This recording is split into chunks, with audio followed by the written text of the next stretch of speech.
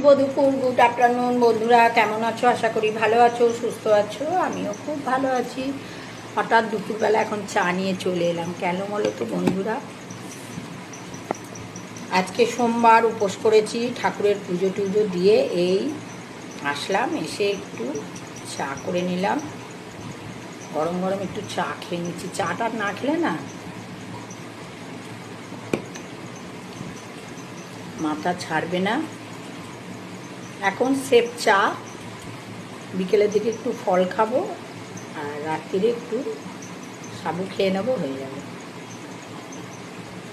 বুঝলে বন্ধুরা,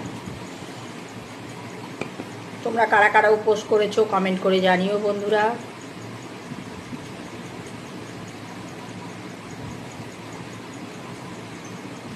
চলো, সবাই ভালো থাকো, সুস্থ থাকো, আবার দেখা হচ্ছে।